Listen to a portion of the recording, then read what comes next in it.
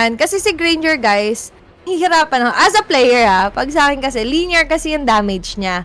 But as of for a Claude naman, kasi very, dance-like, ano ba yung tawag doon yung move, guys? Yung parang nagtutwirl, parang nakabaliktad yung mga dancer pag nagbe-breakdance sila. Parang ganon. Tapos pakalat yung mga bullets naman dito ni Claude. But there is a time na kailangan mo naman mag-stack up to 10 ng Art of Thievery niya. So that is something na kailangan mo rin namang i-balance out. So, yes, certain heroes have their strengths and weaknesses pa rin naman. Pero let's see kung paano gagamitin na ng JNA Esports a Claude versus a Yisun Shin for Hulawski Invictus.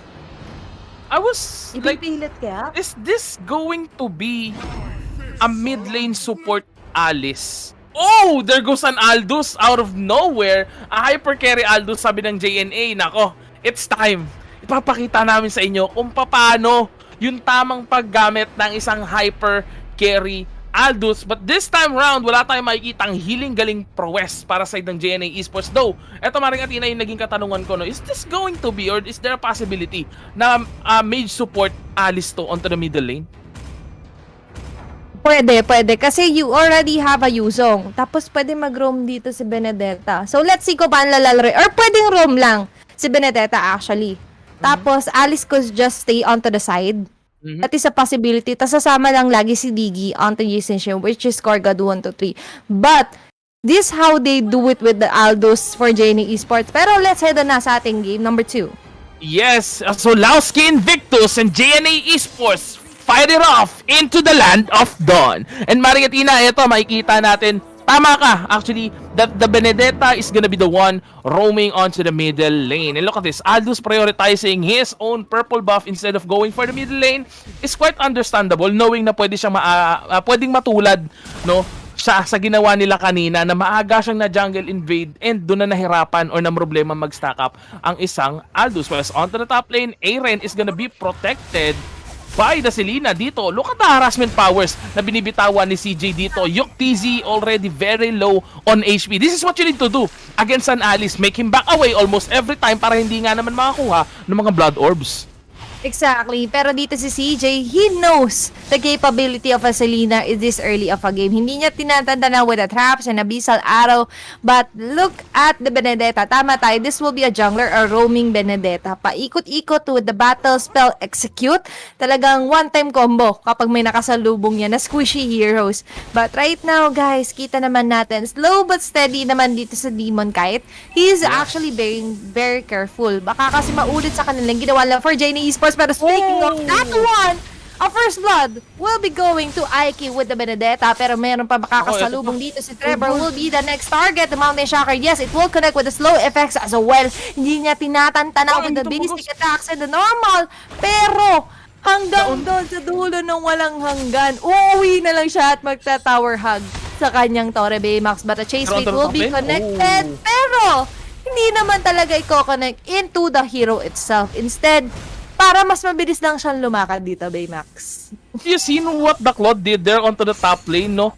Instead of going or taking that catapult minion na may additional gold, instead, he gave the last hit to the Aldo. Sabi, pre, sige, you go stack it up. We need you for the late game. Stack your soul steal. The damage is gonna be needed very well. Pero look at this, 2 minutes into the game, the turtle is being secured by Hulawski and Invictus. Pero there's a possibility na magkaroon tayo ng contest. Meron nga interest dito para hindi na nga yata aabutan pa as YGZ goes in with the Dragon Transformation. Pero dito si Trevor parang tuko na naman ang kumakapit kay Kogad 1, 2, 3. There's no follow-up damage but can he back it up? Pero si Aiki dito with the eye for an eye and the dashes as well. Mukhang makakasecure sila ng kill pero hindi papayag si Kevlar as he goes in with the power of chaos. Assault magko-connect into one time only pero hindi pa sasapat. But as of now, still nasa 1-4-0 pa rin ang ating kill score, Baymax. Yes, nako talaga namang the harassment is there pero nandun pa rin yung pagka-play safe ng magkabilang team natin. And let us check kung ano na nga bang item na magkabilang team natin dito. Is there a possibility na mayroon ng mga core item? Nope. But the Alice is going definitely for that Clock of Destiny together with the enemy's Lunox. Pero the Claude going for the Demon Hunter Sword, kumuha na rin naman ng Magic Blade niya, no, just to make sure na meron siyang enough mana regen to sustain himself onto the top lane with that Art of Thievery. Because tulad nga nasabi ni Maring Athena, kailangan mo yun, kailangan mong bantayan na lagi kang may stacks nun para yung Blazing Duelist mo mataas yung damage because of the additional Totoo. attack speed. Pero as of now, 1-0 pa rin yung standing natin with just 500 gold lead na hawak ng Hulawski Invictus. Still could, the game could still turn around. No? Hindi pa natin masasabi kung kanino mapupunta yung laban natin dito. Pero, paring Athena, rotation-wise, ang ganda ng ginagawa ng Hulawski dito, going on to the top. Exactly. I like the aggressiveness. And this is something new, guys, kasi mostly we see Aiki playing a mage support hero. But right now, look at the aggressiveness na pinapakita niya. Sabi niya, I can go for any role. Parang ganun yung nagiging statement niya dito. But as of now, tingnan nyo naman, JNE Esports, they're just going to calculate how much of a risk they can take against Aiki and Patty. Goes in dito with Soul Steal si Demon kahit makakapitan na parang tuko ng Yes. But as of now, tignan natin, si JNE Esports against Hulawski Invictus. Yes. With the Selena, ganun din naman, nag-connect yung mga arrows, yes. But what is something that's missing for JNE Esports? Bakit nga ba parang sila yung napupugo ngayon for Hulawski Invictus? Pero wait, there's more. Kevlar goes in with the case of Salt. Look at that. Mamunit na parang wala lang dito. And Ike would like to find a block connecting into Kevlar. Trevor with the... Uy, Speed. Kakapit na kaya to. Parang ako, yes, he will against Ike. Pilit na tatakas. The atomic bombs, yes, it will connect. But the turtle, na-reset naman nila successfully. They know their tricks up of their sleeves, Baymax. And as of now, all one ang ating kill score going into the 5-minute mark na tayo dito. Yes, Mariatina, mabalik lang din naman ako sa iyong katanungan kanina. No? There's something stopping kasi the Selena from going in, and that's gonna be the Digi. Right after kumukumamot, mag-dash in, papunta sa kalaban, there's gonna be the reverse time para makaibalik ka onto the hands of his teammate. Kaya hindi makapasok masyado si CJ natin dito. Pero as of now, the turtle is being aggravated as Electro final blow has been committed onto the top lane, and there goes a takedown against Kevlar. Pero the turtle has been secured. Pero look at that counter go coming from Trevor and CJ securing a kill against a Digi, and the Chase Fate with the Soul Seal will also secure a kill, and that indeed is a power-up move with the Soul Steal. Pero hindi ka makakasteal ng Juicy Lemon kapag kapatid mo ang kaagaw mo. Pero dito may pamigay rin naman sa Juicy Lemon page. Ayan. Yes. No need naman agawan para mapapower up naman kayo pare-pareho, and there are different kinds of variants din naman ng Juicy Lemon, good for sharing lalo na sa pamilya. Yes, Let's ano na go. yung 1.5 liters natin, haring Athena. Nako, talagang swak. Lalo na kapag kayo magme-merienda. At ganito, maganda yung kapanahunan natin. No? Medyo maulan, di ba? Tapos kakain kayo ng tinapay Chill na may juicy lemon. Chill lang, di ba? Pero eto, mabalik tayo sa laban natin. Aldous definitely going for the Thunder's Belt. Whilst sa other side, BOD ang magiging target ng tropa natin na si Yison Shin as for the both of the hyper carries. Pero Alice, usual item dito with the Calamity Reaper, might be his next one. Pero onto the top, make it drop. Another teamfight is bound to happen nga ba? This is gonna be a 2-4 matchup, Maring Athena, kaya mapipilitan yata mag-back away ang JNA.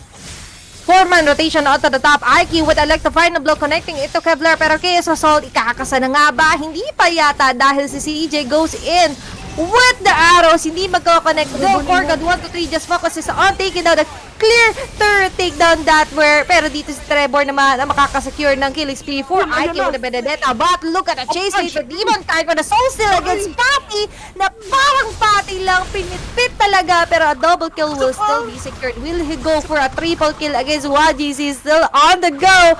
Hindi na nga yata nila kinakaya pa. I am really curious onto how many stacks na kaya meron dito. May salubong na magaganap from CJ with the growth against Aiki na mapapalitan na nga lang din mag-back away. Another arrow. Yes, it will connect with Abyssal Traps as well. Almost eliminating him. But thankfully though, another arrow ay magmi-miss out.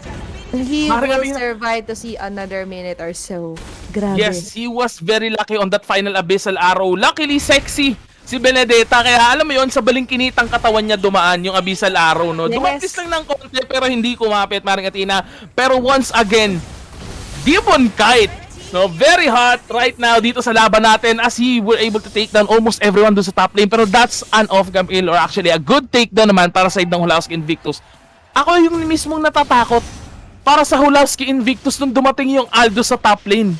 Maring Athena, ganun kasakit yung damage shot, ganun na siya kakunat against Hulawski. And as of now, we're 8 minutes into the game, 5-6 ang score. JNA Esports na yung may hawak na kalamangan natin, and another chase fade. Chase fate na naman with the Soul Seals, almost half an HP. Gorgod, 1-2-3, parang 1-2-3 lang din. Break it down ang kanyang HP. Trevor just goes out, parang ninja moves lang, swaggering walk. lakad matatag ang nawi-witness natin for JNA Esports. Kanina nakakaiwas pa sila Aiki kasi parang cute battle ng Juicy Lemon yan eh. Suwabe lang, sakto lang para sa'yo. Pero ngayon ng JNA Esports, sabi nila, sorry ka, 1.5 ng Juicy Lemon yung nainom ko kaya ganito katindi kapag tumapasok sila. But as of now, another turret will be taken down onto the top by JNA Esports. That is already 2 to 3 turret takedowns. Tatargetin pa kaya nila itong middle lane Baymax. Tingnan Nako, natin. they're definitely wanting to target this middle lane. Bakit? Because that's an additional stack para sa soul steal ng tropa natin na si Aldous. And speaking of Aldous, the probability of him that his stacks are already around 200 plus is there. Bakit? Ilang turrets na yung na-takedown niya, ilang jungle camps and also heroes ang nagamitan niya ng soul steal for a last hit. Meaning, that's an additional 10, 10, 11, 10 for the stacks, giving him ample amount of stacks para makapag-dish out ng high amount of damage against Hulawski Invictus. And as of now, ramdam natin yung problema ng Hulawski tulad nito. Niyan ang Dragon versus Kevlar. Mapipilitan siyang gamitin yung Dragon form para tumakas instead of using it for a setup. Sarah dito si IK but eye for an eye. Tatakas ang pilit si CJ. Electro final blow has been casted and securing a mega kill instead. Aaron goes in with the Art of Thievery and the normal attacks. Yes, it will hit pero kailangan niya pa ng isang specific window. And speaking of window, nakakuha ng window of opportunity doon si Kevlar na makatake-down ng enemy hero. Korgod 1, 2, 3. Hyper carry is down as of the moment. And another turret will be down for the side dito na Hulawski Invictus as JNA Esports just go in ng raragasa lang sila dito. Baymax, will we see a landslide win or will Hulawski Invictus force out a game number 3? That's the question. Pero bago mo sagutin yan, yung ating first lord of the game being targeted by JNA Esports, hindi na nga yata ito maaabutan pa ng Hulawski Invictus. This is a bad thing on my side. I never remembered that there's still Aren in the game, Maring at Ina. So there's two problems as of now sa Hulawski Invictus. Aldous and Claude. Given the fact that the Aldous is already having this amount of stacks and giving this high amount of damages, pag nagsumabay pa yung Blazing Duet ng Claude into a team fight, I really can't imagine kung paano pahahabol dito ang Hulawski Invictus. Base sa kanilang sa current kalagayan nila. Current kalagayan, medyo lang talaga tayo. Conionatics tayo ng konti sa current status nila dito sa laban natin. Pero if and only if makahabol pa sila in terms of gold, terms of farm, terms of item, I think they could still have a chance because that's an Alice and that's a Benedetta Yison Shin, no? Yes. AOE burst damage dealers, and look at the item, BOD pa lang yung hyper carry compared to the enemy Aldous na meron ng brute force breastplate, most likely going for the Athena shield, going tanky with enough amount of soul steal, they would go for another team fight onto the top lane. Pasok na nga ba dito, but I also like what Trevor is doing. He's just baiting himself out, knowing na hindi naman siya kaya i-one-time big time dito ng Hulawski Invictus. And Aaron, as of the moment, another scary here from JNA Esports is going in with the defensive items. And GC is being targeted right now, and Aiki doing his best, but minsan, the best is not the best dahil may mas better pa pala sa'yo. But look at UTZ here with the Winter Truncheon. Yes, he will go and sustain himself, pero a mega kill will be secured by Demon Guide. That is indeed very, very frightening. And Aaron with the rest of the guy will be able to take the base turn on the bottom side while Hulawski Invictus is being forced into a corner. Parang invisible lang sila as JNA Esports just focusing on all objectives that they can see. Baymax, what is the proper layering or what is the comeback potential that Hulawski Invictus needs right now? Pero bago mo sagutin yan, there is a jump na naman na nanggagaling dito kay Kevlar. Very, very scary. Indeed, and UTZ and Patty won't be down with an unstoppable kill for Demon Guy. Pero dito si Aiki naman na magiging next target as Aaron goes in with a Blazing Duet combination and aroma attacks. Yes, it will hit UTZ with a Blood of combination.